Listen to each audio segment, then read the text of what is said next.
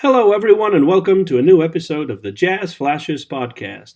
This is Anton Garcia-Fernandez talking to you from Jackson in the state of Tennessee in the United States of America. And welcome to our yearly Bing Crosby episode. We have been doing this for about 3 years now. 2 years ago, we talked about Bing Crosby as a jazz singer. Then last year, we talked about Bing Crosby as a Christmas singer, which is the facet of his career that he is better known for. But this year, we're not going to be talking about Christmas music. We're going to be talking about our favorite albums by Bing Crosby. And for this, like every year, we have my fellow British co-editor of Bing Magazine, the magazine, the journal of the International Club Crosby, the longest-running fan club in history according to the Guinness Book of World Records, Mr. Malcolm Macfarlane, who's over in England. Thank you very much, Malcolm, for joining me today. My pleasure, Anton. I'm coming to you from Wilmslow in Cheshire in England. And it's a miserable day. It's just getting dark. It's 4 o'clock in the afternoon. Well, here it's about 10 o'clock in the morning, but it's also quite miserable. It's cold and fortunately not snowing. But it could be snowing. If we had any rain clouds, it definitely would be. So it's really, if you think about it, a perfect moment of the year to talk about Bing Crosby and, you know, the kind of weather that I like looking at outside my window when I play any of these crooning numbers. So Right. I think we're okay on that count, don't you think? Indeed.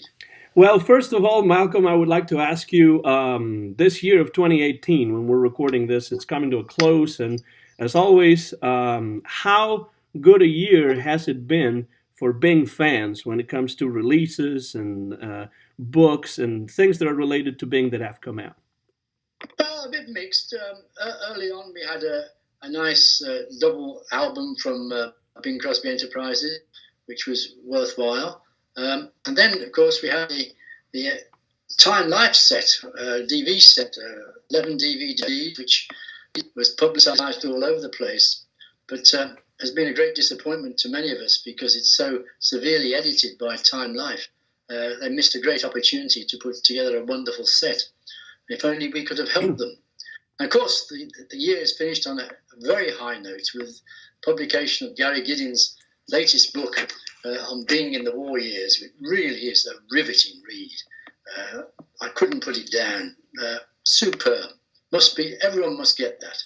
You'll see Bing Crosby in a new light when you read about his activity during the war, the incredible workload, whereas at home he got a wife who was ailing, a drink problem, which in turn created problems with his children.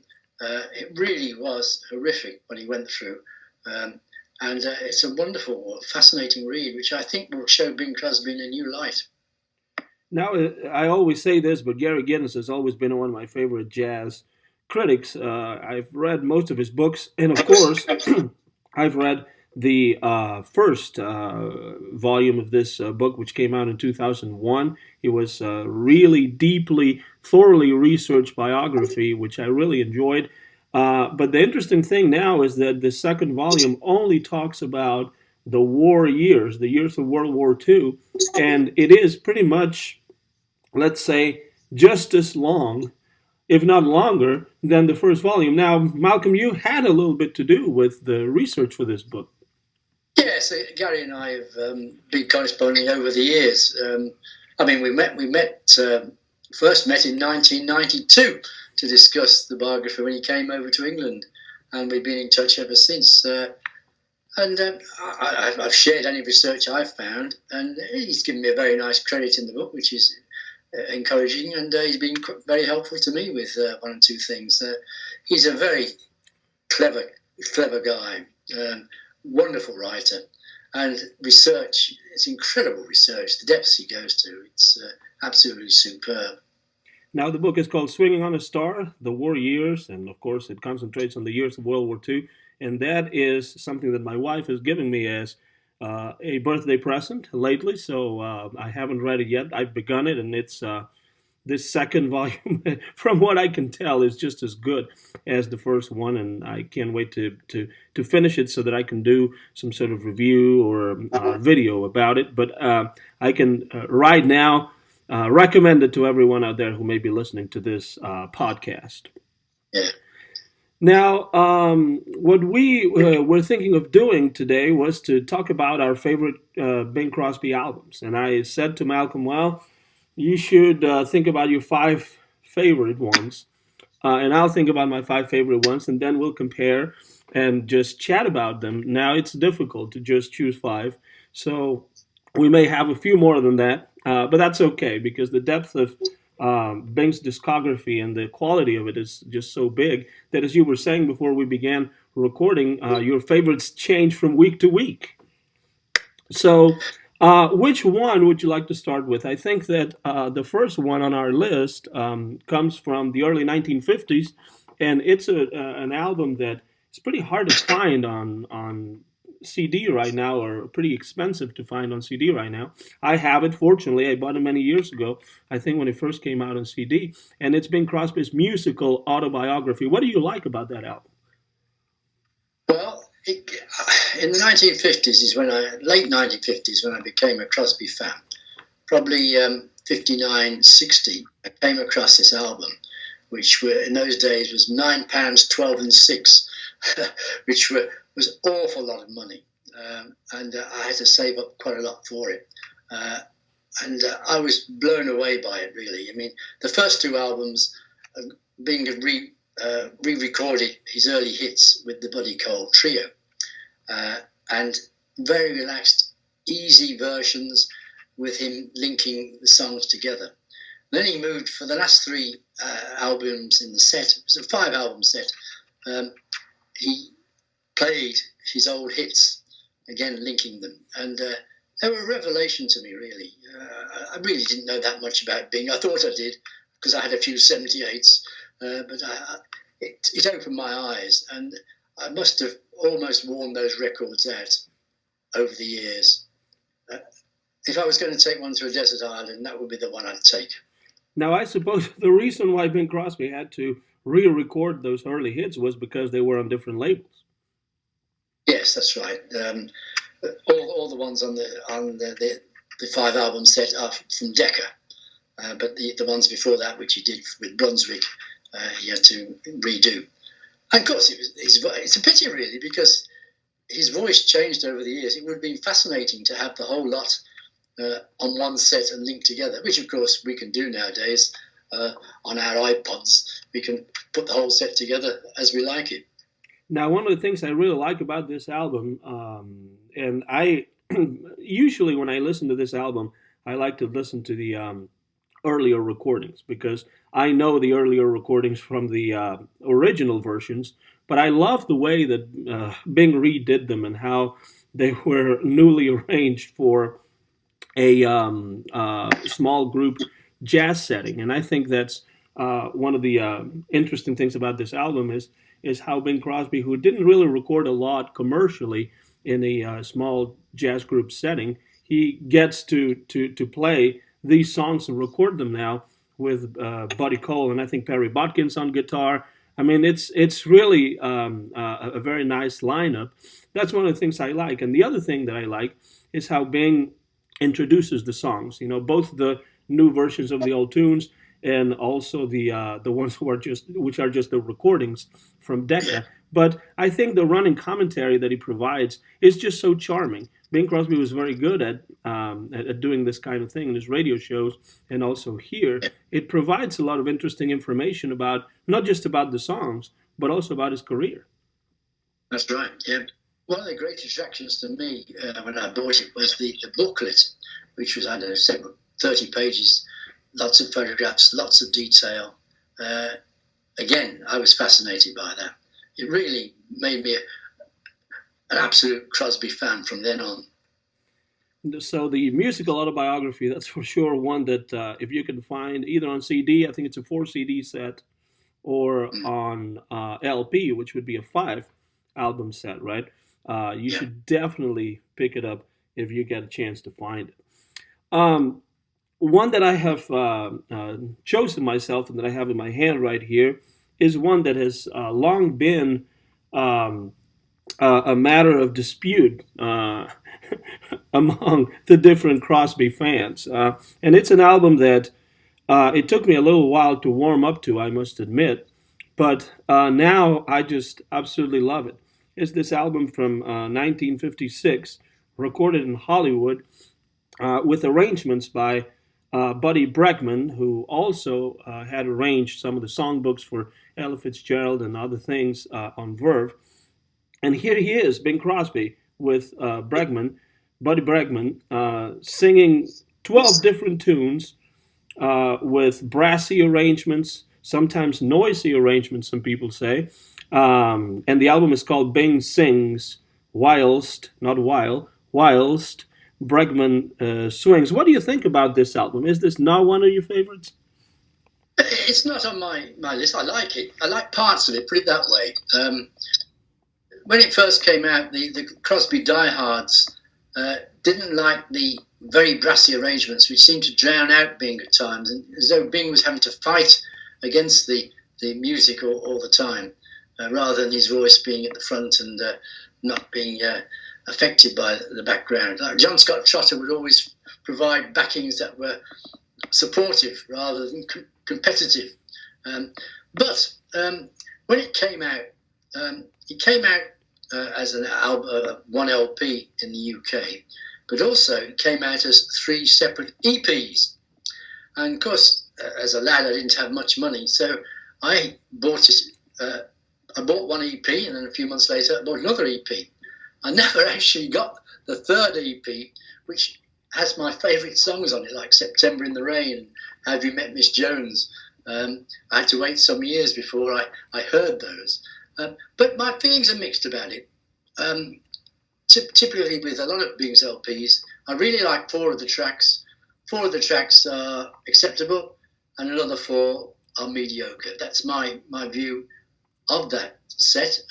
But it was experimental for Bing. It was showing him in a new light. He was trying to move with the times, and it's well worthy of consideration. Do you think Bing was trying to sound, let's say, consciously more modern on this album because of the success that Frank Sinatra had found on Capitol Records with his Songs for Swinging Lovers and The Swinging Affair and all of those concept albums that now have become classics? Yes, undoubtedly. I think he was influenced by Sinatra quite a lot on that album. Buddy Bregman was only a young man, of course, when he did that. He was in his early 20s, and he tells the story. He told the story at the Hofstra conference back in 2002, how he went to Bing's house and they ran down the various songs they were going to do, and then Bing said he wanted to record at 9 o'clock in the morning, which shocked Buddy Bregman because some of the musicians he wanted to use didn't go to bed very early. In fact, some of them came straight on to the recording session. But a whole LP was knocked off in 3 sessions, which of course never happens nowadays, does it? Well, I think since the 1960s that hardly ever happens. You know, when the Beatles came on the scene and started taking months and months to record albums like Sgt. Pepper or the White Album. Definitely that's not the way people work these days. But back in those days, in the 30s, 40s, 50s, it was common for this workmanlike sort of approach to recording, right? Which didn't make the records be worse in any way. You know, they knew what they were doing and they did it well. And think about this, Malcolm, we have some great musicians here backing Bing. Baynard Ferguson, for example, Pete Condoli, Harry Sweets Edison. You know, that's one of my favorite trumpeters right there. Frank Rosolino, for example. So some of the Ted Nash on tenor saxophone. So, you know, the cream of the crop of the West Coast jazz scene was playing with Bing here, just like they did with Sinatra and, you know, so many other sessions for Verve and other labels around that time. I don't really find that the arrangements are as brassy as I've read in some books and as I've heard some people talking. But, you know, then I like this kind of big band jazz from the 1950s, this West Coast style. But I agree with you. One thing that I would say that I think you're absolutely right.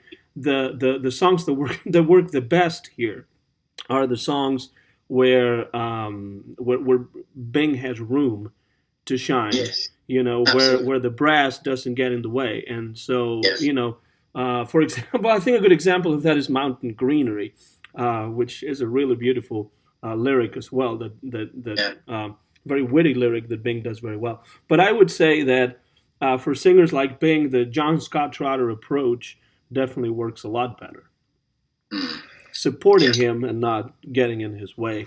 Whereas some other singers, Buddy Greco, for example, they really enjoyed the fact that he had to punch and Yes. fight the Yes. brass. But I don't think Bing felt as much at ease in that way. And in fact, I don't think Bing ever recorded another album like the Breckman Project. No, not really. I suppose the Basie project was perhaps the nearest he got to it. It's interesting with Buddy Bregman. I mean, the stuff he did with Ella Fitzgerald on those songbooks things were very tasteful. What a pity it wasn't quite the same with Bing.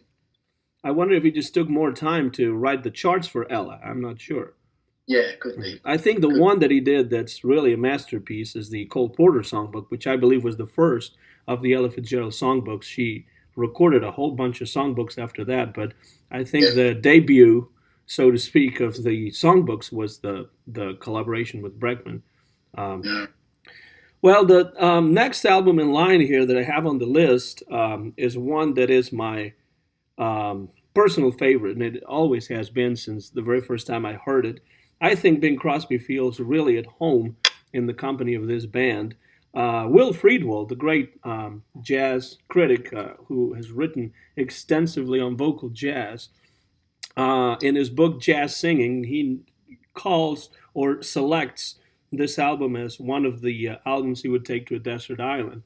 He says, don't show without him if you're in a desert island. And I'm talking about the one I'm holding up right now. It's Bing with a Beat. Bing with a Beat. That's Bing Crosby and the Bob Scobie Frisco Jazz Band. What are your thoughts about this album, which to me is one of the best that Bing ever made? Yes, it's one of my favourites too. He's in the mood. He's relaxed. He's in a good humour. He's really enjoying ad-libbing with the band, putting on bits in and things like that. Being at his best, and I agree with you absolutely. Dream a little dream of me, with me, little dream of me, whispering. I'm going to sit right down, write myself a letter. Super songs. All of which he hadn't recorded before, makes it an absolutely superb album. Why do you think that Bing is so much in tune with the rest of the band here? Do you think it's the material? Do you think it's the way the tunes were arranged? There's a certain sort of magic here that you don't get on other Bing albums that you definitely did not get in the later Bing and Basie album, for example.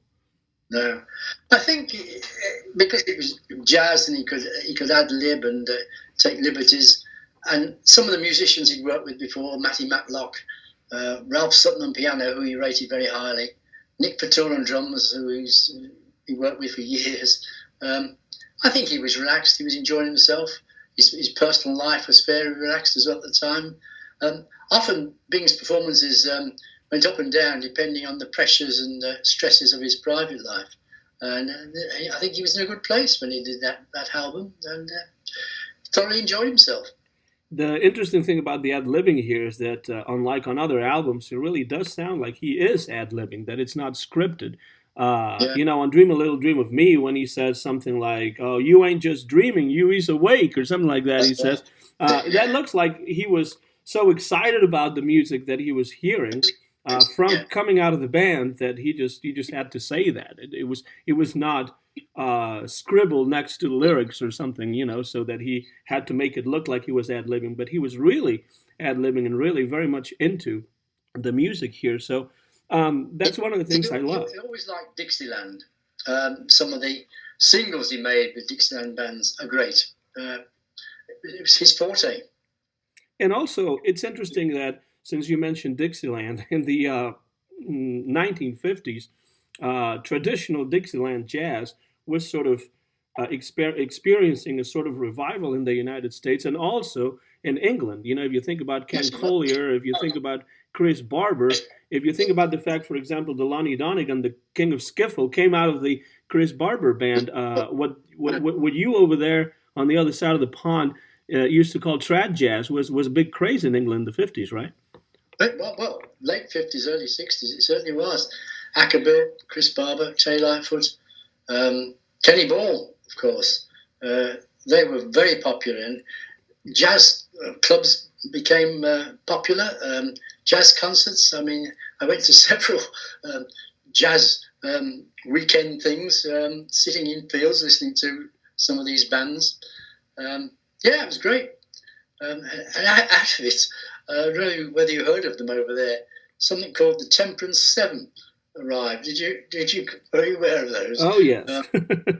Went back to some of the old 1920s arrangements of some of these things, and yeah, it was great. I loved it.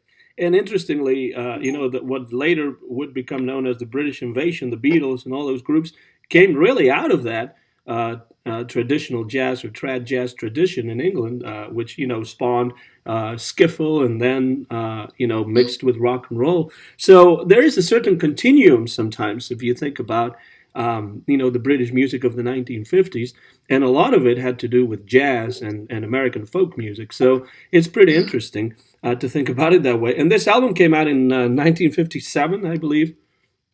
Bing with a Beat. Yes. So right. I think at the perfect moment for this. Another thing I like about this album to maybe close our chapter about it is that Bing is really unearthing some songs that you don't hear about very often. The first one on the album, "Let a Smile Be Your Umbrella," for example. "Last Night on the Back Porch" is a good example of a 1920s ditty that hadn't been done very often, and he just liked it and put it on this album. That's one of the most playful ones, in fact, where he changes the lyrics quite a bit. Last night we went shopping, he says, for example. Last night I gave her my frat pin or something. So he's just changing the lyrics and playing around with them. And then, of course, he has a version of Mac the Knife. Yes. It's a song that would become a big hit. Its reaction, people didn't seem to like that track so much, but it's probably the weakest track on the album, I think, in some ways. I would agree with that. I was going to say that the way he does Mac the Knife has very little to do with the way in which Mac the Knife was rearranged, by Bobby Darin and made into a huge hit, international hit. And actually, that song turned Bobby Darin into a swinger when he was a rocker. He was turned into a swinger because of that song. And then later on, he would go into folk music. And, he was really a talented singer. But if you compare both versions, of course, the Bobby Darin version maybe sounds more modern than the Bing version, but then Bing wasn't going for modernity here. No.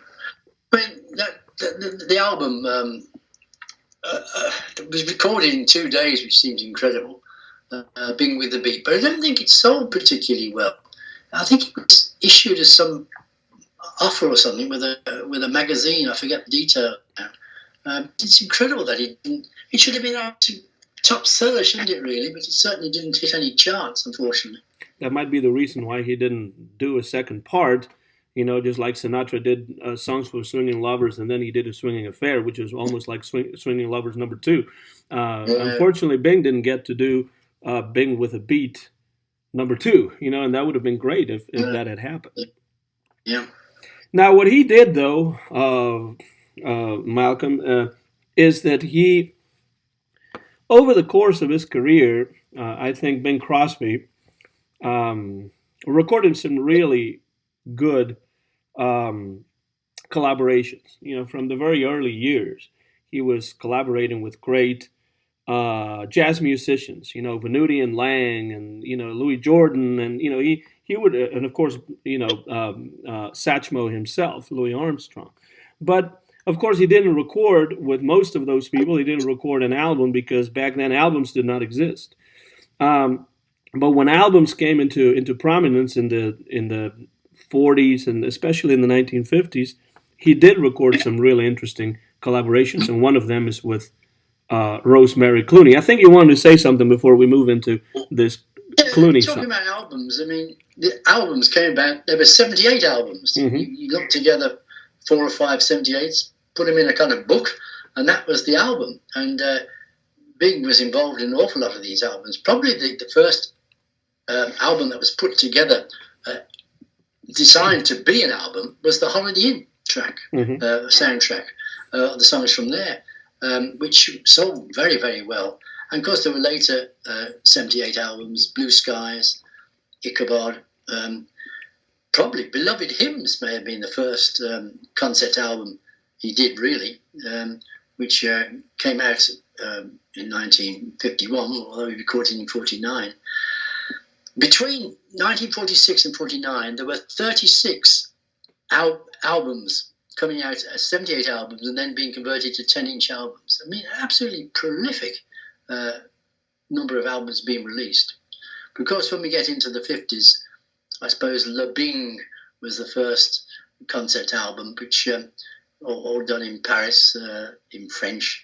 I didn't think Bing was in particularly good voice, and of course it was it didn't sell particularly well because it was a very limited market, I felt. But it was an important step forward for him from recording singles. I've always been fascinated by that Le Bing album since the first time I heard it, because one wonders why would Bing think that it was a good commercial idea to record a whole album not in English but in French, no matter how good his French pronunciation might be. It's a little bit counter. It wasn't very good at all with pronunciation. It's kind of counterintuitive if you think about it. You know, Bing Crosby singing in French. Of course, French was seen as the language of class and elegance and distinction back then, a lot more than it is nowadays, maybe. But I've always wondered why Bing Crosby wanted to record an album in French. I know he loved French culture, but other than that, I've always wondered about that. Perhaps they thought it would be a commercial success in France, but I don't think it was, and certainly it wasn't a commercial success in the USA or the UK. It was more likely that somebody like Maurice Chevalier would come from France over here to the United States and make it big than Bing Crosby doing the opposite, singing in French. And of course, Chevalier would have to sing in English to become a big hit here in the United States. So it's a strange decision, but it's still a pretty charming album, even if you are right that he wasn't in the best of voices, just like I'm not today. But I'm not trying to compare myself with Bing anyway. But what you said about albums is very interesting, because that's the reason why albums are called albums, right? The fact that they were like photo albums, because they were collections of 78s, but instead of photos, what they had when you opened the album, because you actually opened the album physically, and you had the 78s lodged in there. That's why then in the 50s, when we finally see LPs out on the market, they are still called albums, and to this day we still use that word. Now, talking about a good Crosby album here, going back, I think, to the year of, is it 58 or 59? I can't tell right now. 58. 1958. It's Bing Crosby and Rosemary Clooney looking very surprised on the cover here, on this supposedly candid shot, which it really isn't. But the album is called Fancy Meeting You Here. That's one that I've chosen, and I think that either was on your list as well, or you said that you really enjoyed the Crosby-Clooney collaborations. Yes, I love that LP. It's absolutely great. Both of them relaxed and lots of ad-libs, being thrown in words and making Rosemary laugh. It's very good. Clever lyrics, the way they changed some of the lyrics. Superbly entertaining. To what extent do you think, Malcolm, that this album with Rosemary Clooney was inspired maybe by the Frank Sinatra "Come Fly With Me"?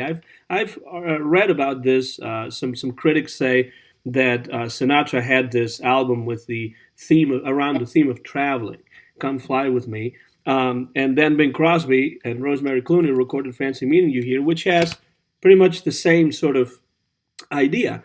I think when critics say that, they may have a point, but I think what they miss here is that Sinatra was singing solo on that album, whereas Bing Crosby and Rosemary Clooney were a pair, and so they feed off of each other. I think the fun is even more important on this album than on the Sinatra one, even though the great Billy May handles the arrangements for both, and some songs like Brazil or Isle of Capri appear both on Come Fly With Me and on Fancy Meeting You Here. What do you think about that? Well, they're completely different, really. All right, it's, both the same theme, but the way they're treated, the way they're put over, completely different. Sinatra's album is superb singing, very well put together. The Crosby Clooney thing is more entertaining. You know, you don't know what's coming next, really. There's all kinds of ad libs and Rosemary bursting out laughing and things like that. No, it's absolutely great. I loved it. And some of the songs on here are particularly good. I love their versions of "I'd Like to Get You on a Slow Boat to China," which is a song that Bing recorded several times throughout his career. And then, of course, his version of "I Can't Get Started," to me is one of the highlights of this album. Yeah, agree with you. Isle of Capri, I liked those stale mandolins. Brazil, I liked. I like them all. Love Won't Let You Get Away, which was used at the end of each side to kind of link it together. That's okay. Kahn and Van Heusen wouldn't be top of my list. It's the standards I really go for. Really. Hindustan, I like Hindustan. Song I didn't know at the time. That's one of the really most entertaining tracks on the whole lineup here. I think that Hindustan song. And Isle of Capri is the song that I first heard by Al Bowley, the British crooner, who was born in Mozambique, I think. And it's a song that Sinatra also did, but I think the Sinatra version is completely different from the one that Bing and Rosemary sing here. Even though, again, it's Billy May doing the arrangement for both. But Isle of Capri is a song that, my daughter has this little, steering wheel. She's 5 years old and she has this little steering wheel that makes sounds and plays little music. And so she plays with it in the back of the car while we're driving somewhere. And one of the tunes is the Isle of Capri. Good heavens. Who knew that, they would play that, fairly unknown song these days for a little toy for kids. But anyway, we must say that Crosby and Clooney recorded a follow-up to this album, also around the theme of traveling, a few years later, I believe in 1964. Of Traveling Too Big, which people kind of compare it unfavorably to Fancy Meeting You Here. But I like it. Good Dixieland backing. The only drawback to that was that I don't think a lot of the time they were in the studio together. Mm-hmm. I think Rosemary was having her problems and wasn't always available. So Bing would lay down his part of the track and then Rosie would do hers later. And it never works quite as well, I don't think. But it's very, very serviceable. Some great. I love the jazz band backing, and some different lyrics by Livingston and Evans. Again, Billy May involved. Yeah, I like it. Yeah. Billy May definitely has been involved in a lot of great albums over the years, and several for Bing Crosby. You're listening to the Bing Crosby episode of the Jazz Flashes podcast. We do this once a year. Yours truly, Anton Garcia-Fernandez, right here in Jackson, Tennessee, and in Cheshire, in England, Malcolm Macfarlane. And it's always a pleasure chatting with you, Malcolm. This episode will be published on my YouTube channel very soon, very shortly. And the YouTube channel is Anton GF. Now, the next album is one that you chose. We're talking about our favorite Bing Crosby albums. We have left the Christmas albums out on purpose because we talked about those last year. And so this year we're just talking about the non-Christmas albums, which are most of the albums that Bing Crosby recorded. We tend to remember him as a Christmas singer because of the quality and the importance of his Christmas music, but he is definitely not just a Christmas singer. He did so much over such a long career. And the next album is one that might not be very, very well known. So I'm going to let you introduce it. It's called "How the West Was Won." Yeah, this was a project being undertook in 1959. He clearly was very keen on it. He put it all together with other singers and with traditional songs from the West. And of course, the whole concept was later taken up and made into a film, How the West Was Won. But his album, it came out in the UK in the early 60s. And I first heard it being reviewed on the radio, and I thought it was tremendous. And you had to order it. It just wasn't, you couldn't just walk into a record shop and pick it up. You had to order it. And I did. And this seems funny now, talking about it, but back in the 60s, I had just a record player. And I passed a certain banking exam, which gave me a lump sum of £100. And I used that £100 to buy a stereo radiogram. And How the West Was Won was in stereo. And I can remember vividly putting it on and lying on the floor between the two speakers to hear the sound going from one to the other. And Bing was in good voice. He liked the songs. He was relaxed. And it was a good concept, put together very well. Rosemary Clooney took part. Orchestra was led by Bob Thompson, and good, suitable backing. It's one I've always had a warm feeling for. Bing kind of tells the story of the West and links it together with the French coming and the Mexicans and the Indians, and talks about the gold rush. It's a very good concept. It's pity it's not more widely known. I think the Bear Family put it out on CD some years ago. That's the copy I have. Still available. But no, it's been one of my favourites, and it's on my iPod, and I love to play it. You know, Bing Crosby did a few concepts like this where, you know, they were completely organized around a very clear, strong theme. If you think, for example, about the album he did, the patriotic album he did, America, I Hear You Singing, with Frank Sinatra, that's another good example how you take a concept and then you build an album around it. I think this one is better because, as you said, it really sounds like Bing is a lot more involved in the project. He really is interested. He is excited about it. And then also, you know, the people involved are really talented. And talking not just about Bing and Rosie, but we have Jimmy Driftwood here as well, who was a fairly interesting folk/country singer and who wrote the Ballad of New Orleans, which was a big hit record for Johnny Horton here in the United States, and over there in Britain by the King of Skiffle, Lonnie Donegan himself. And then Sam Hinton as well is on here, who is a folk singer. So Bing Crosby was doing something that was quite unusual, quite unique, really, in this album. So I think it deserves a lot more credit, deserves to be better known. And, you know, I don't play it all the time, but I do play it quite a bit. And it's an album I like as well. But I try to keep it to just 5, and it's really, really impossible to do that.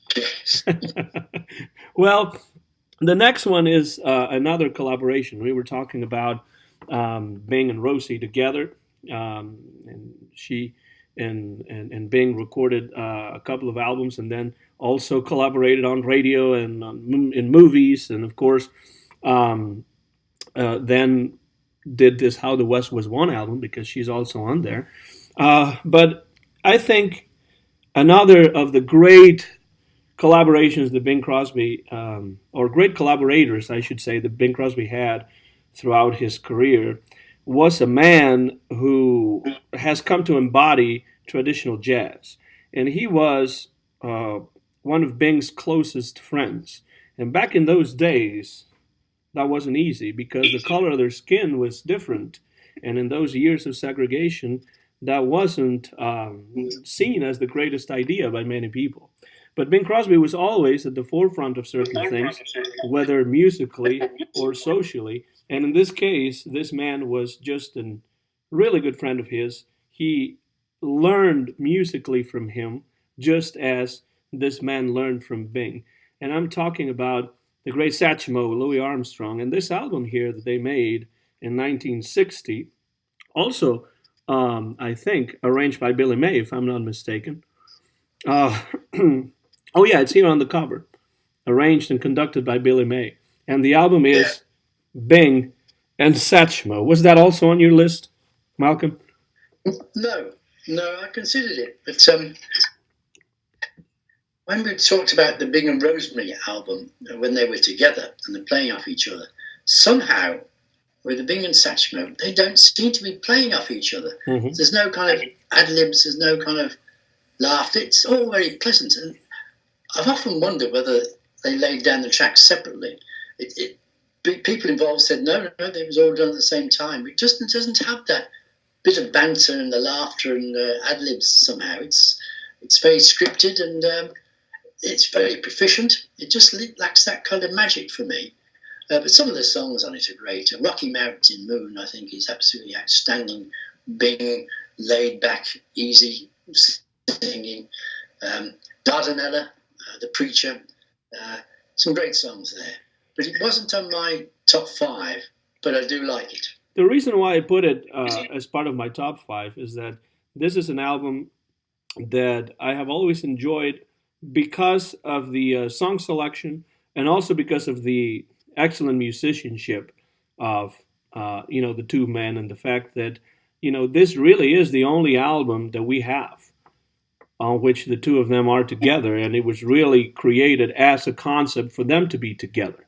But I would agree with you, Malcolm, that usually when I try to present to other people this connection between Bing Crosby and Louis Armstrong, I usually do it by means of the radio shows they did together and by means of songs like Gone Fishing, which is absolutely hilarious. And I think if they had done an album like that, Gone Fishing style, where the two of them are playing off each other, like you say, it would have been a much more satisfying project, I think. Unfortunately, they didn't do it that way, and like you say, it comes across as not as engaging. But it's still a really good album, and besides the songs that you have mentioned, I really love song number 2, which is Sugar, That Sugar Baby of Mine. That is really a memorable song, and of course you have Johnny Mercer involved in this album too. He wrote some songs like Rocky Mountain Moon, which you mentioned before. He also wrote some special materials, lyrics, so different lyrics for songs that were already well known. And he, I think, I one of the things that I really like about Sugar is that there is this counter melody there that Bing sings, pouring sugar over my coffee, where he says, and he talks about the flapjacks and honey and all that. And I just really find that fascinating. If more of the album had been like that, maybe the album would have been even better. But it's still one that I enjoy, and it's one that I always recommend. So it had to be among my top choices, Bing and Satchmo from 1960. There's a bonus track on here, Lazy River, the Hoagie Carmichael classic as well. Yeah. The bonus track, it didn't come out at the time, obviously. It was used on a charity LP, so couldn't be used. And also, Johnny Mercer sings a couple of lines on it himself, and libs about Satchmo on it. Yeah. Interesting also that Bing Crosby, made sure to have Louis Armstrong on his radio show as much as possible. He made sure that Louis Armstrong got top billing with him on Pennies from Heaven, for example, which was something that didn't usually get done back in the 1940s, to have a white and a black artist together in a movie getting, equal billing. And then, of course, Satchmo appears in high society in the 1950s, playing himself and making some great music. One of my favourite tracks from radio of Bing and Louis is A Kiss to Build a Dream. Oh, yeah. And Bing is supposed to sing it, and it's been Louis had recorded it. So off the top of his head, he starts the singing, and he says, "You should sing this." So he gets him to come and join in, and the two of them ad-lib all the way through. It's absolutely hilarious. And if you could have only captured that kind of spirit on that album, it would have been one of the all-time classics. They were just very good friends, and they loved to be in each other's company, and they understood each other's music so well. And I think that shows through whenever that magic happens, is because there's a very clear connection between the two of them. And, I think Will Friedwell, again, has it right when in his book, Jazz Singing, he points out how much Bing Crosby learned from Louis, but also how much Louis learned from Bing Crosby.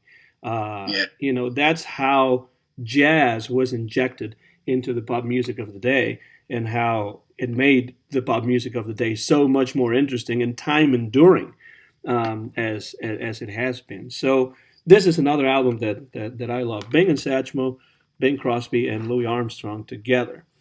Now the next album that we have on here, the next one is one that you chose, and of course is an album that is really soothing kind of record. Bing Crosby, over the course of his career, he recorded so many different kinds of music, from pop to jazz to blues to country music, to Spanish flavored tunes, but also Hawaiian music. He was in love with Hawaiian music, and on that musical autobiography, he says that every time he hears a steel guitar, he blabbers her like a baby or something like that.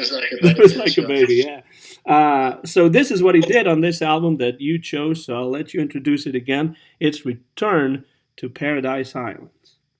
Now, my friends will be amazed that I've chosen this. I mean, it came out in the 60s. It was badly mixed at the time. Bing's voice was back. You couldn't hear it at all, really. But it was remastered in 2010 by Robert Bader of Bing Crosby Enterprises. And he brought Bing's voice forward. And a nice, easy backing by Nelson Riddle.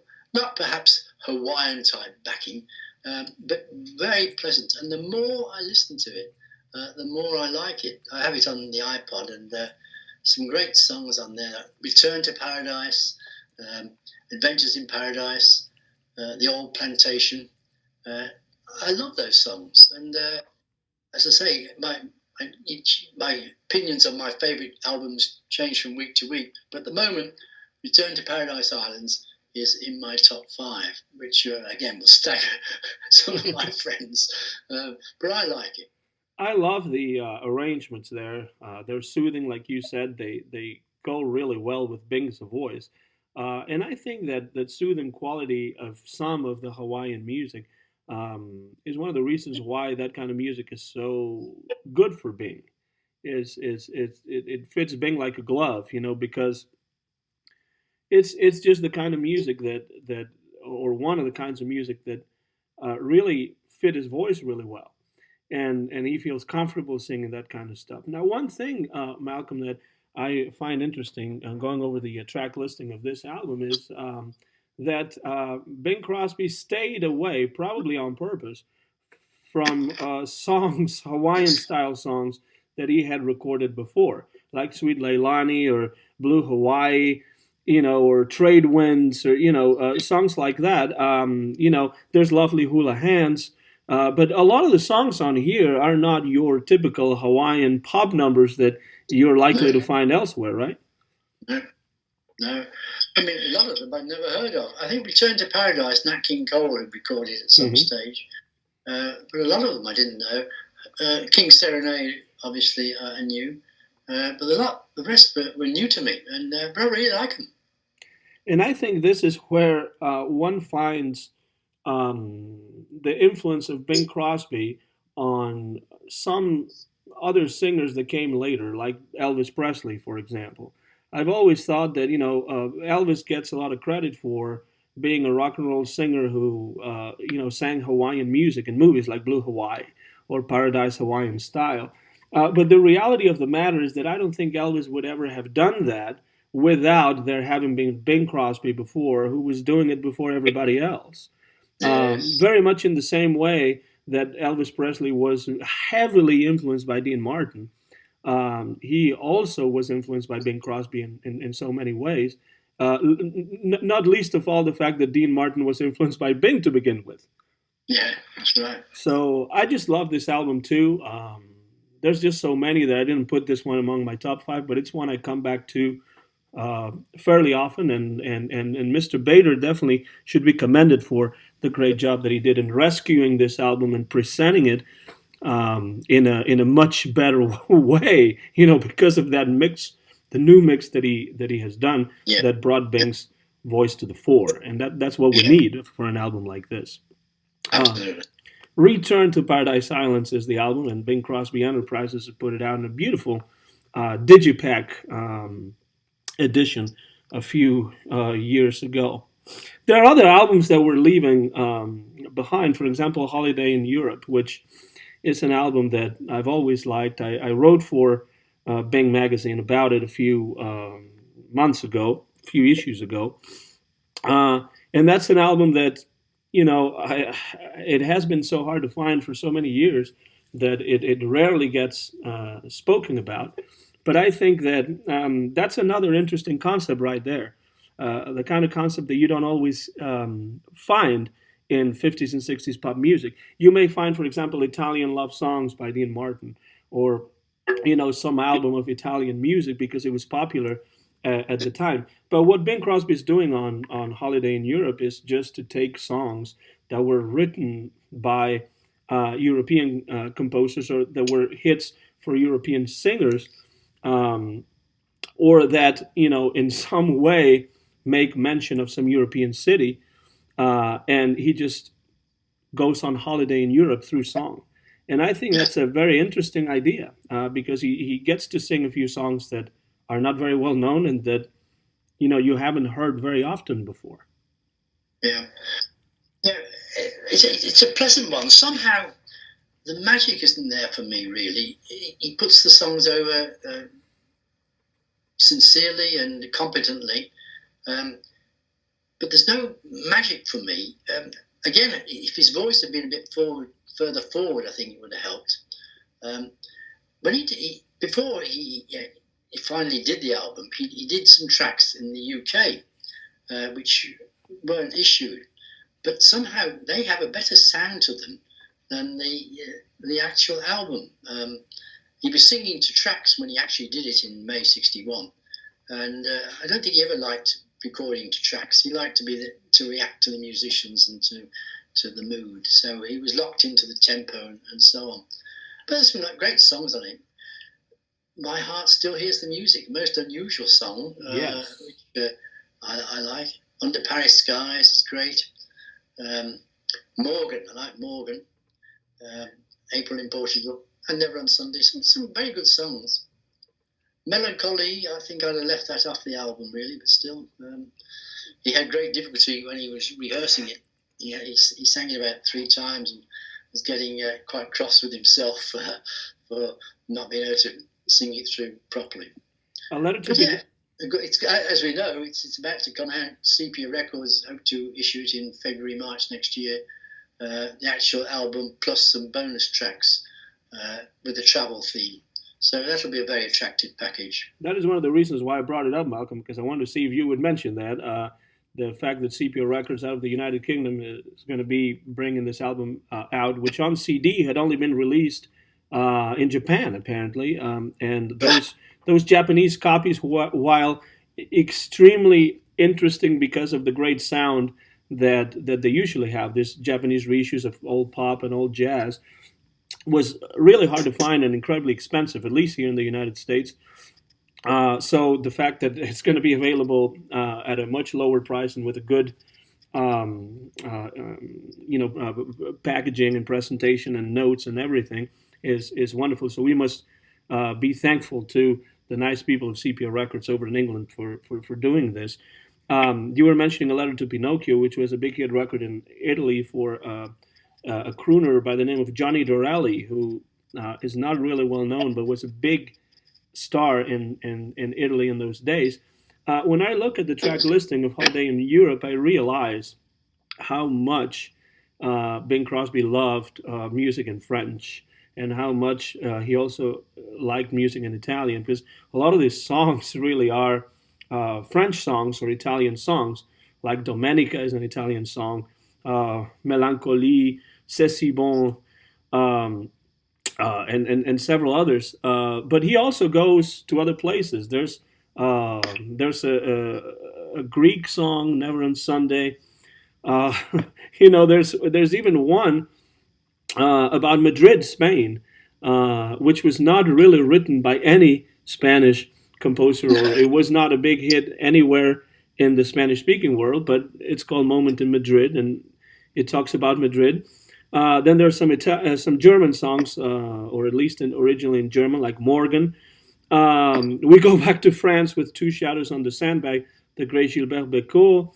Under Paris Skies, which Dean Martin had also recorded. I mean, Pigalle is another French song, or at least with a French theme to it. So he really is traveling, but there are certain places that he likes better than others. That is for sure on that album, Holiday in Europe, coming up on Sepia Records. Now, we can't really say that Bing didn't record interesting albums in the 60s, because we've already mentioned some of them. Holiday in Europe, Bing and Satchmo from the 60s. That Traveling 2 beat is also from the 60s.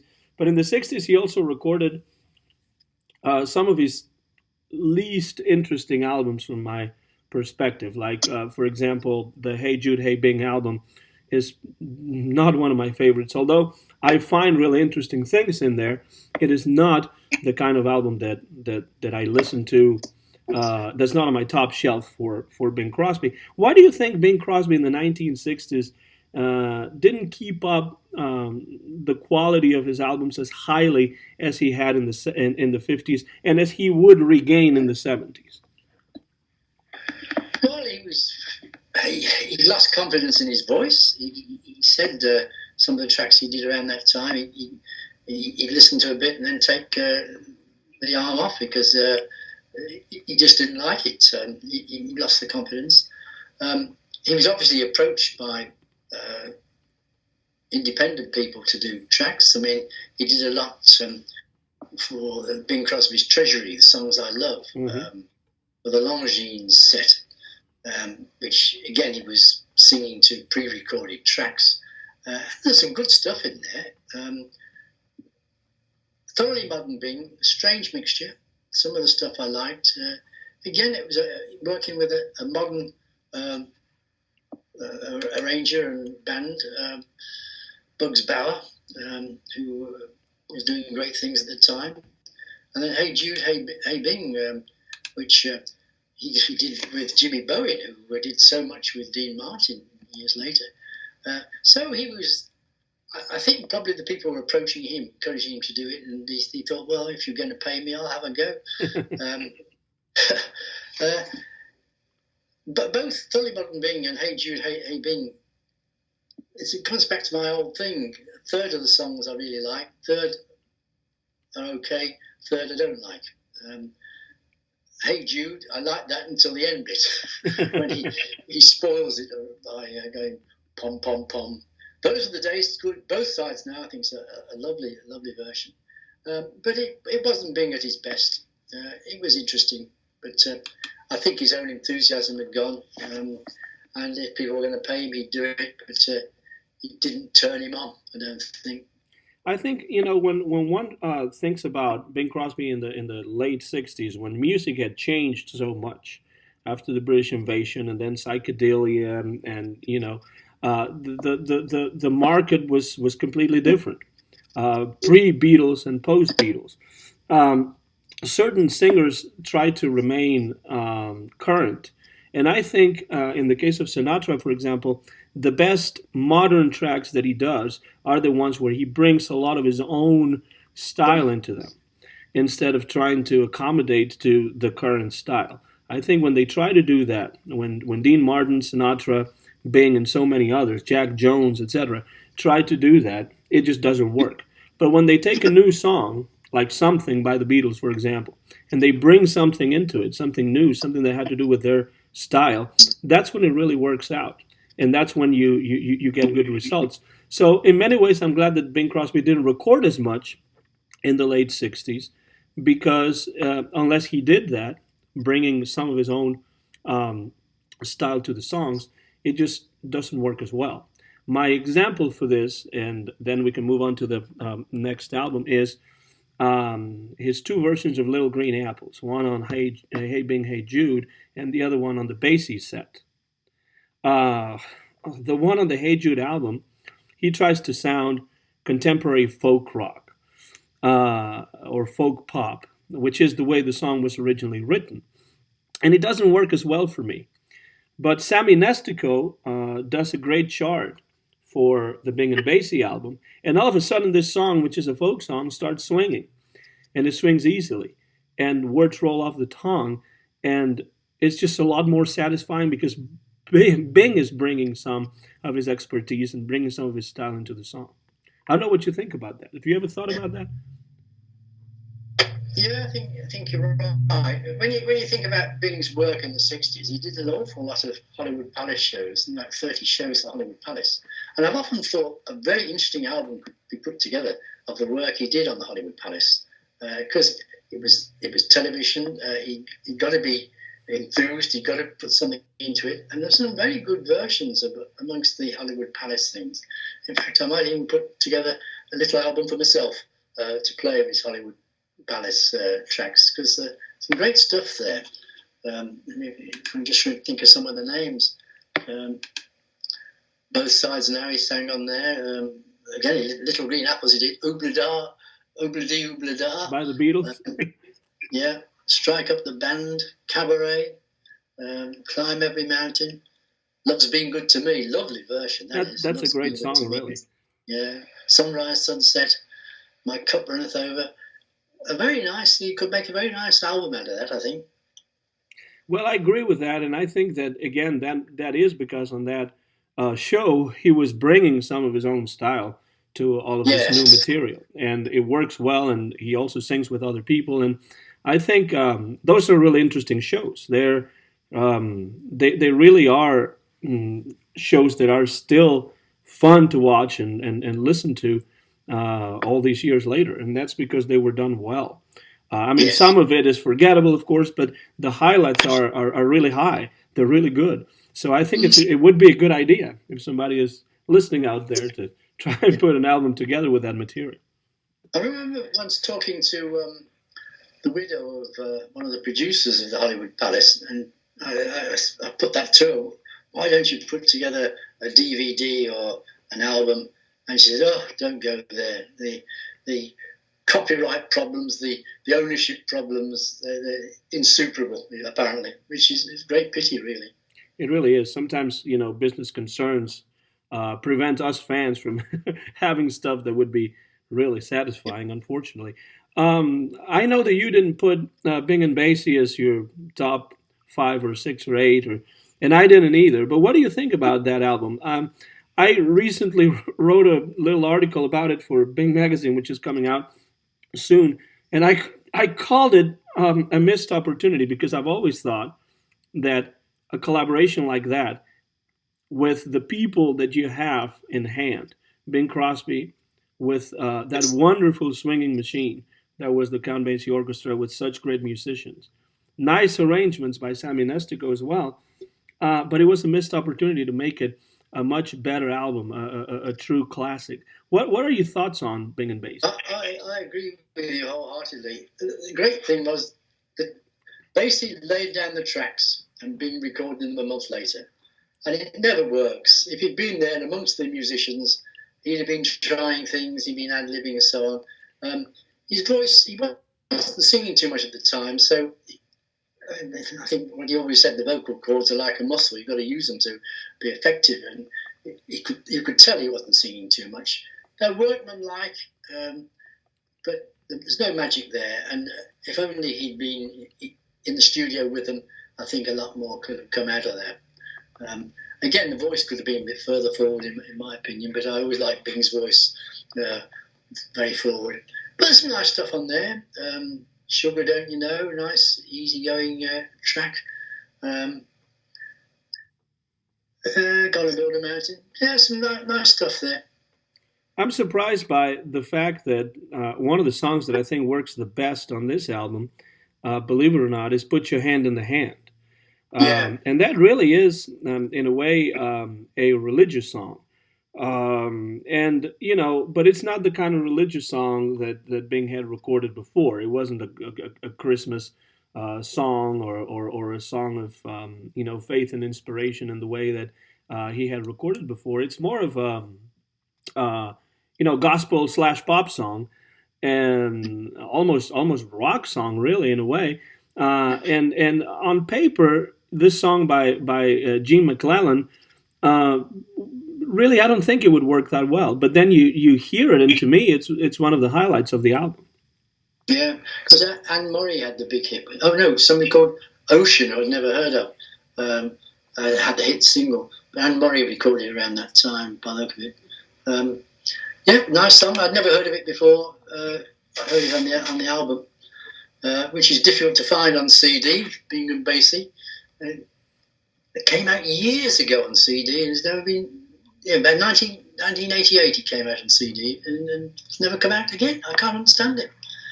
And also, there's a track, If I Had a Hammer, which wasn't included, which a perfect opportunity for someone to re-release it.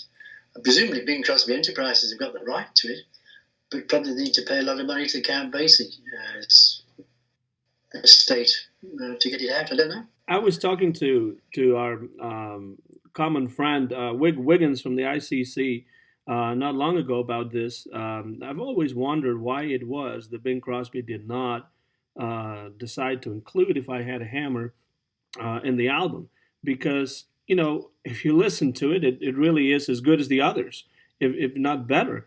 My theory is that maybe it had to do with the fact that song originally had a little bit of a political message associated to it, and maybe Bing wanted to be not associated with anything political at that stage in his career. Do you think that could be, or do you have any theories about that?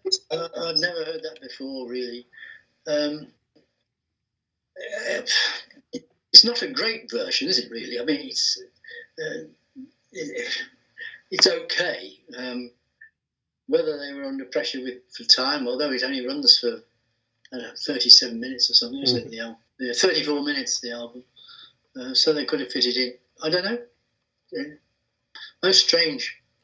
Well, fortunately for Crosby fans, though, in the 1970s, there's a sort of comeback of Bing Crosby. He had never really gone away. He made lots of TV shows and Christmas TV shows, and he was always around. He was almost looked up to as a father figure by pretty much everybody at that point.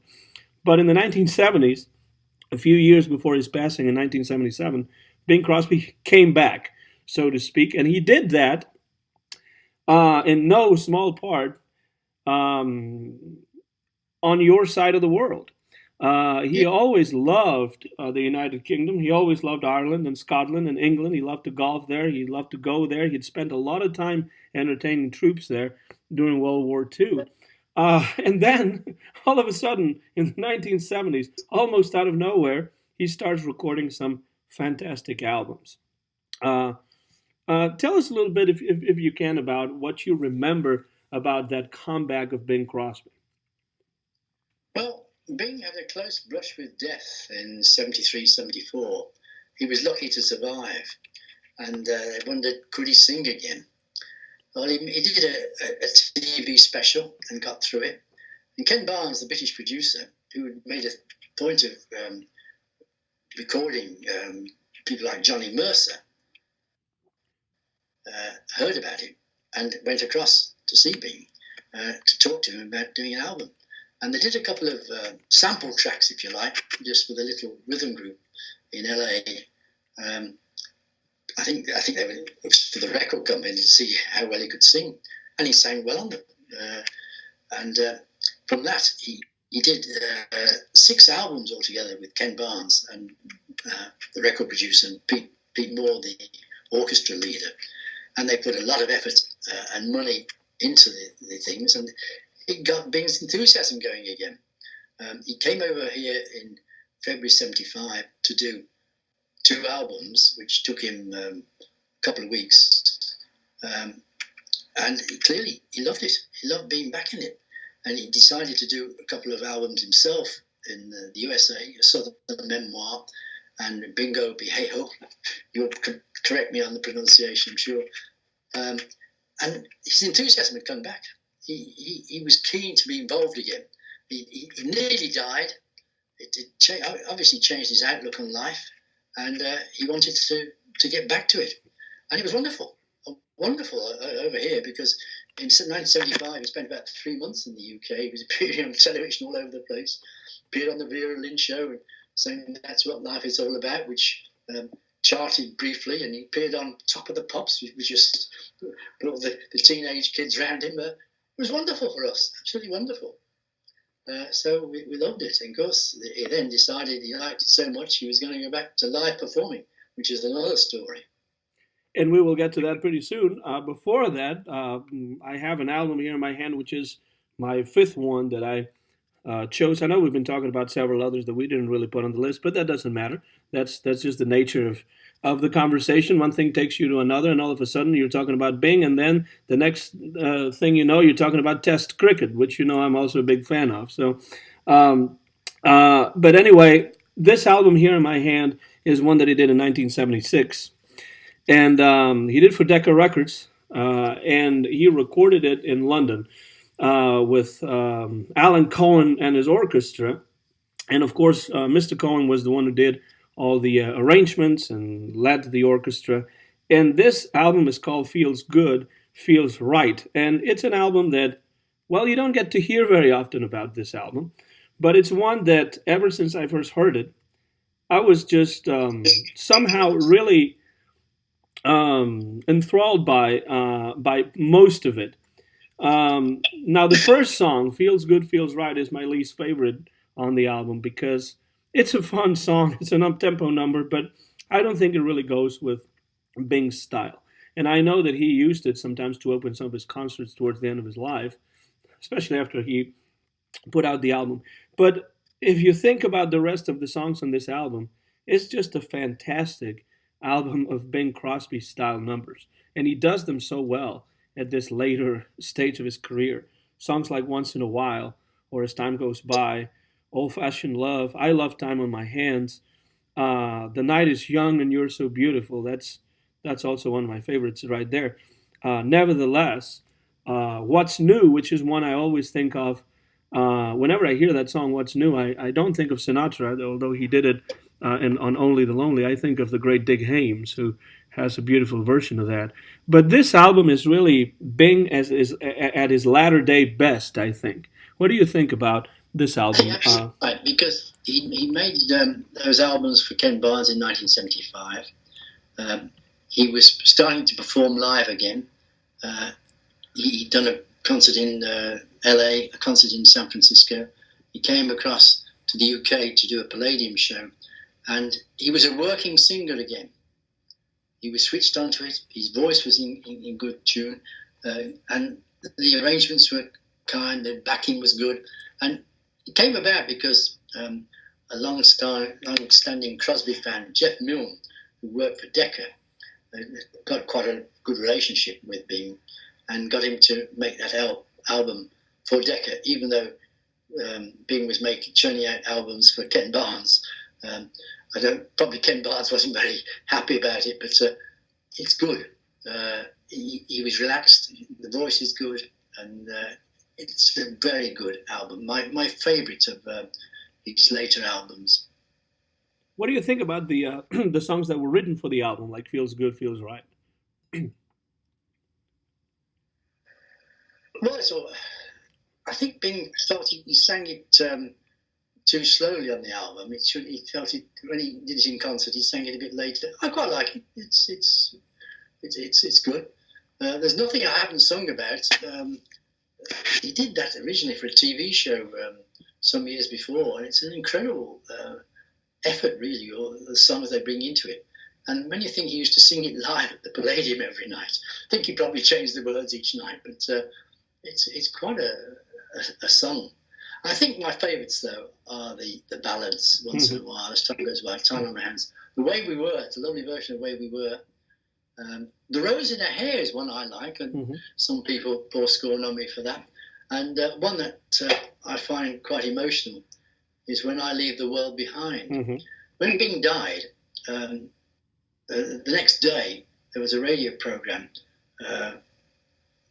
and kind of playing middle of the road music, and finished up by saying Bing Crosby's died, and I'm going to play this song to finish.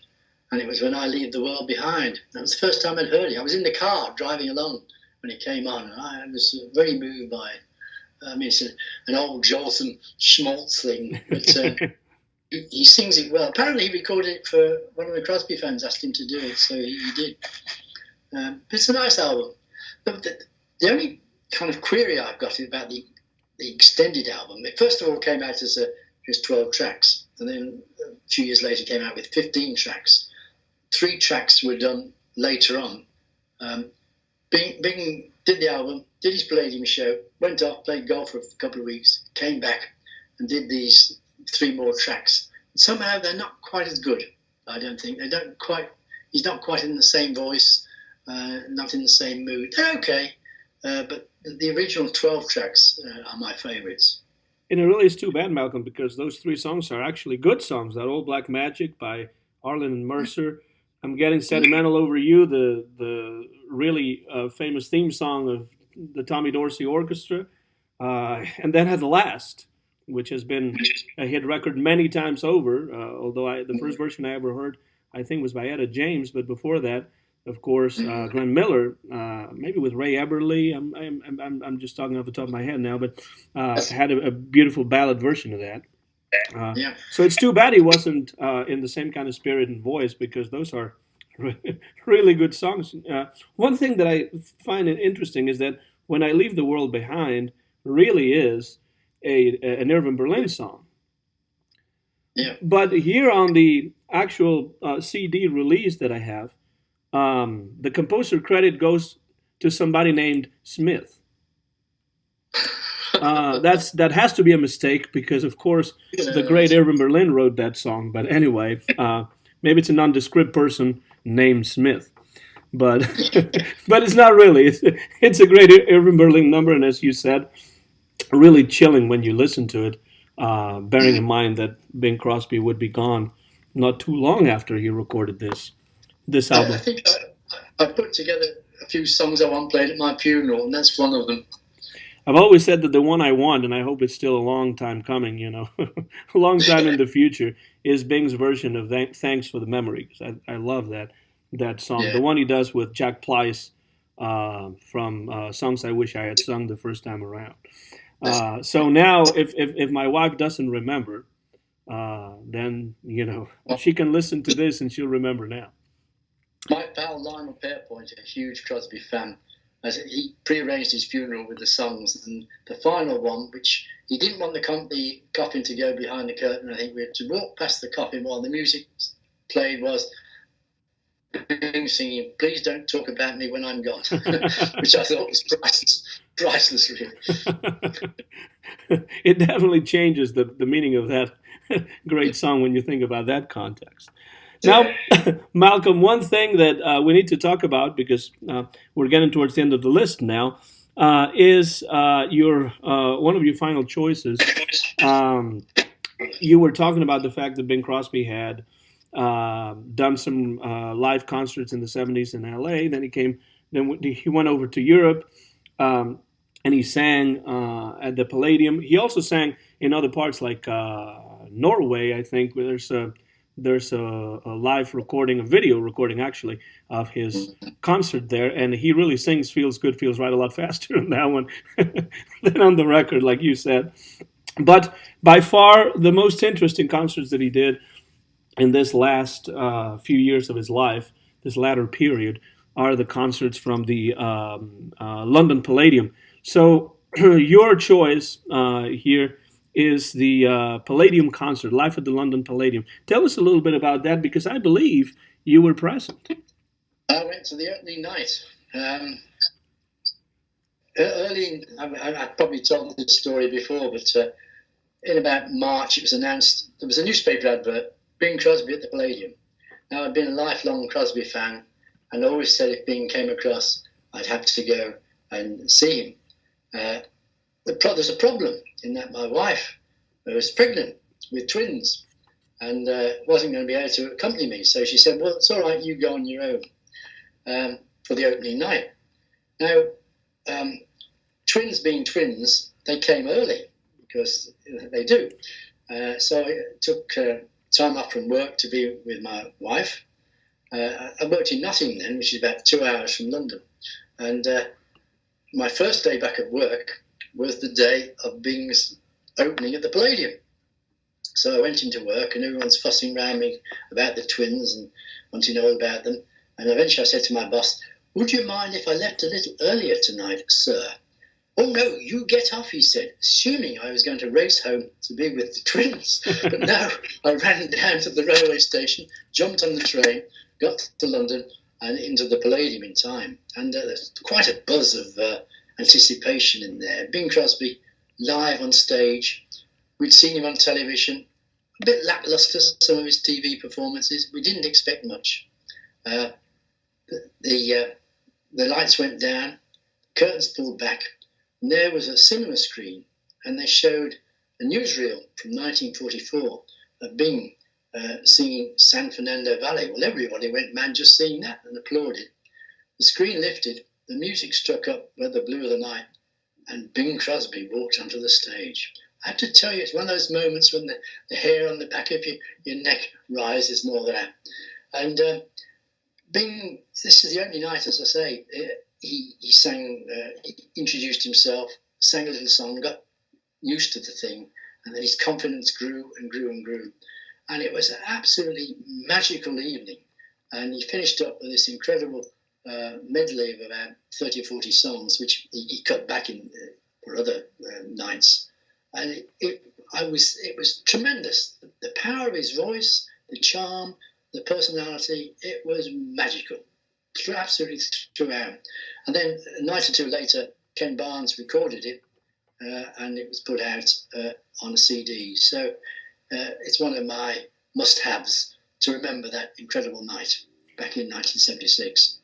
Well, I can only begin to imagine what that must have been like, seeing Bing live in those last moments of his life and career. Of course, nobody knew that at the time, but he was really on that album. He's in really good voice, and you know, for a sampling of the of that medley that you're talking about, that concert in Norway, he also does that. So you can see him doing it there, but you can listen to him doing it on that album, Live at the London Palladium. Rosemary Clooney appears on there as well. She was along for the ride here as well. I think she was undergoing some personal problems at that point, but touring with Bing certainly helped her quite a bit when it came to her personal life. She was through her personal problems by then, but she wasn't getting much work because she'd been so unreliable in years before, and she put on an awful lot of weight. It was quite a shock to see her on the stage. Good heavens, is that Rosemary Clooney? A big, plump lady, you know. But her voice was good, and of course it brought her right back. If she could appear with Bing Crosby at the Palladium, people wanted to record her, so she started recording for Concord and developed a whole new career until she died. It changed her life completely, which she always acknowledged that it was Bing who did it. And those Concord albums by Rosie are among the best that she recorded in her whole career. And she made so many great records, but those, starting in the 1970s, are fantastic, like Everything's Coming Up Rosie and several others.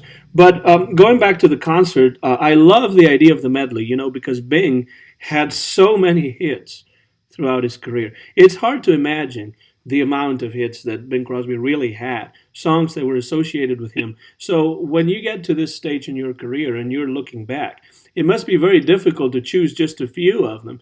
Now the medley, where he sings a little bit of each of many of the hits and songs associated with him, it's just magical the way he does it. I love also the way that he can move from one to another seamlessly. Totally different song, but he can transition without a problem.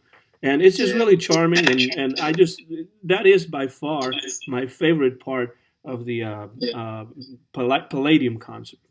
At the Palladium concert, he did that long medley and brought the house down.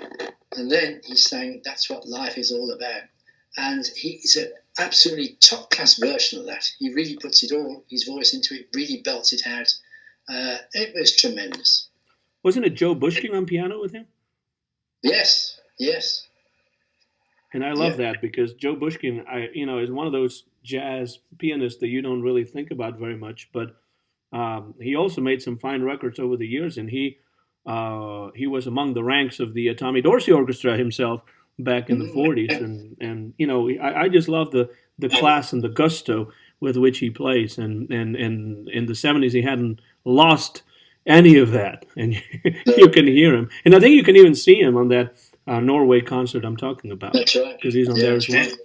Live at the London Palladium, the final album that Malcolm put on his list out of the albums that Bing Crosby released during his lifetime. Of course, there was the Seasons album as well, which was his final album, but it was released after his death.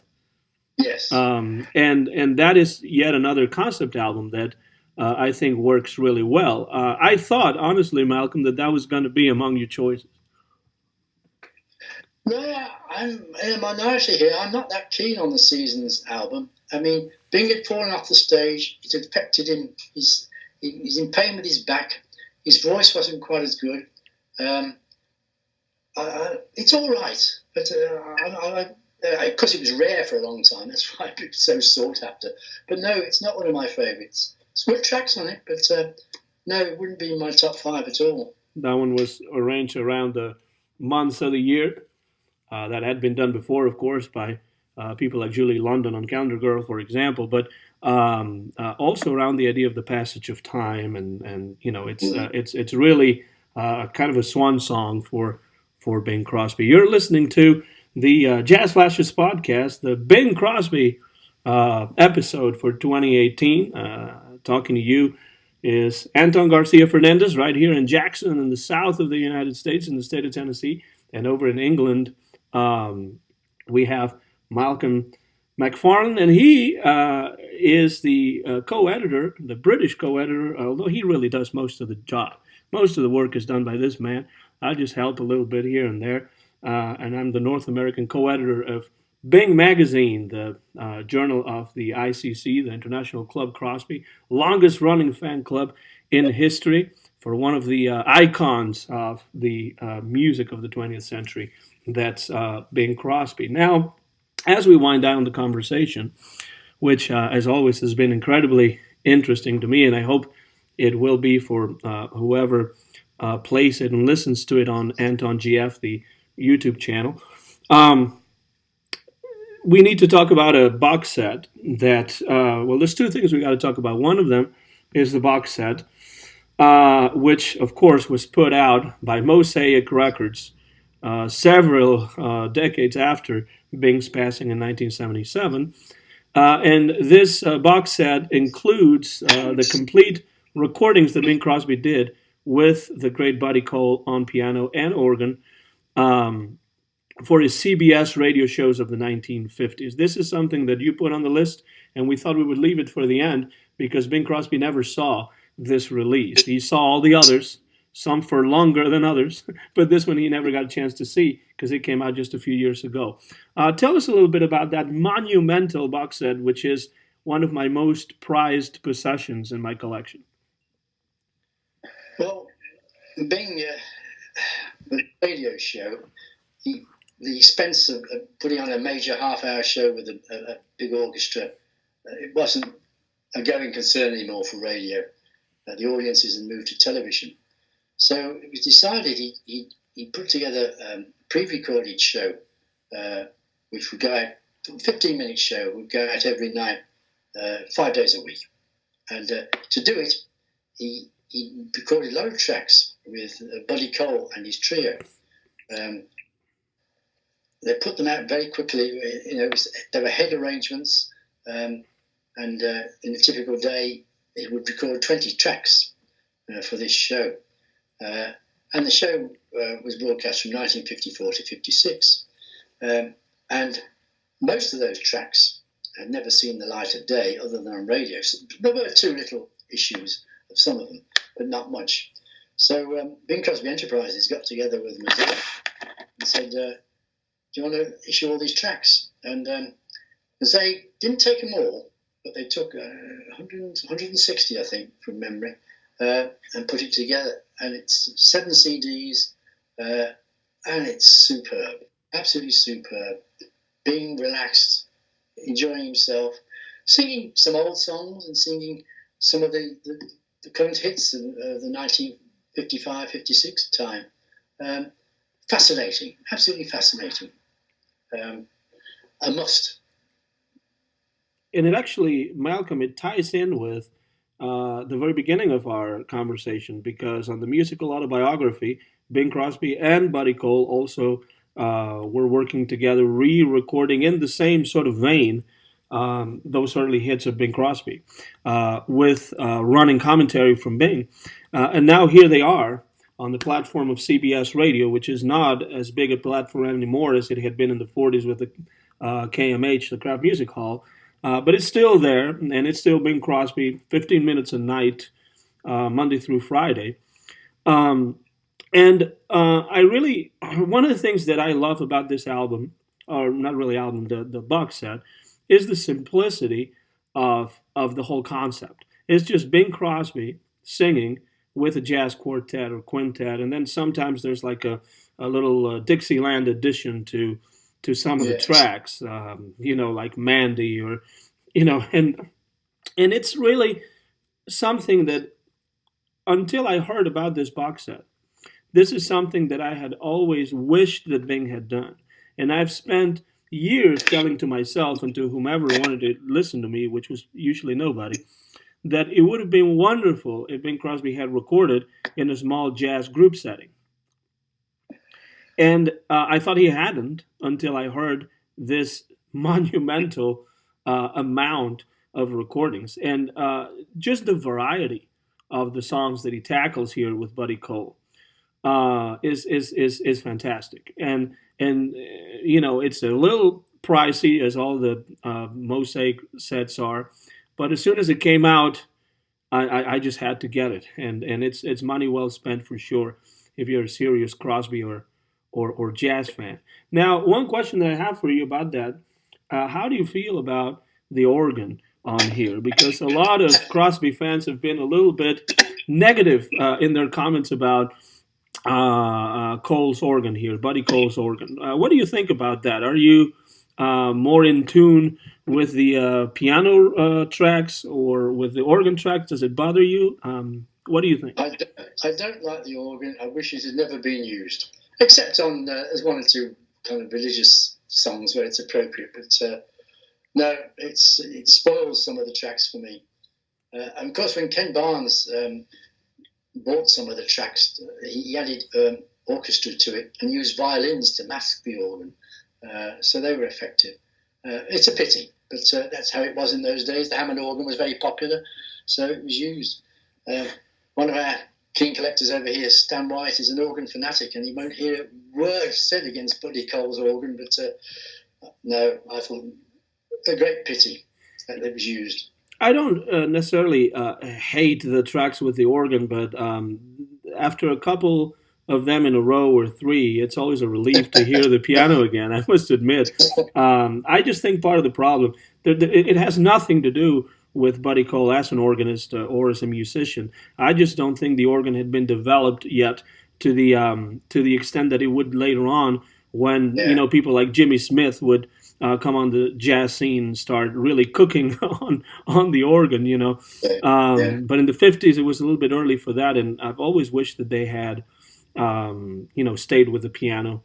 The old trusty friend, and not tried the organ. But I still listen to the organ once, and I still enjoy them mostly for Bing's voice and because I like the songs. But this box set, Malcolm, is really a good idea to choose it as part of our favorites, because even though it's not really an album and it came out after Bing's passing, it really teaches you so much about Bing Crosby as a pop and a jazz singer, and I just love it for that reason. Now, another question and I think it's called the Complete CBS Radio Recordings on Mosaic Records 7 CD set. To finish our conversation, I would like to ask you, Malcolm, since we're talking about favorite albums, of course, Bing Crosby made so many good albums. We've been talking about them for the past hour and a half or so. I would like to see what you think about giving some sort of advice to people who are just getting to know Bing Crosby. Maybe they know Bing as a Christmas singer. They don't know so much about Bing as a jazz singer. They don't know so much about Bing as a pop, straight ahead pop singer. And they just would like to know more about Bing Crosby's music other than Christmas music. Is there a box set, or is there a compilation that would be on your top shelf for people like that?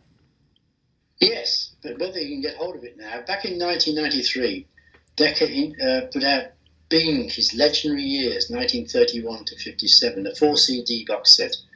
And it's a very good selection of Bing at his best. And you see it on eBay. In fact, I saw it today on eBay. Well worth getting to give you some grounding in Bing Crosby's recordings. That's exactly the one that I would say, because that's one of the earliest box sets by Bing that I bought when it first came out. And it's really satisfying because it has a lot of material on 4 CDs and a wide range of material as well. Some people say that maybe some different songs should have been included, but that's always the problem with compilations. It's just a sample, however big it is, and you have to take it as it is. And that really would be. I wish that one were reissued. Because it really is a really good introduction to Bing's music. And if it weren't hard to find or incredibly expensive, which I don't think at this point it is yet. It might get there, but I don't think at this point it is yet for a used copy of it. But it really is a really good introduction where you can say to somebody, listen to this, and this is Bing. This is a really good cross-section of Bing's catalog, including some Christmas songs as well. Not too many, but a few. And some rare ones as well. I think there's some Rhythm Boys stuff there from the KMH, right, where they sing I left my sugar standing in the rain, or Reunion in 1943 with Paul Whiteman. That is on the album. It's good. It's a good box set. All right. Well, we get now to the end of our conversation, Malcolm. It really has been a pleasure as always. I love to be able to. Of course, we chat and we email back and forth throughout the year, but it's always nice to put some time aside to use Skype and use the wonders of modern technology to discuss Bing Crosby on our yearly, which has now become a sort of 3-year tradition here on the Jazz Flashes podcast. And I really appreciate your taking the time to do this and sharing your knowledge and love for the music of Bing Crosby, which was one of the several things really that we have in common.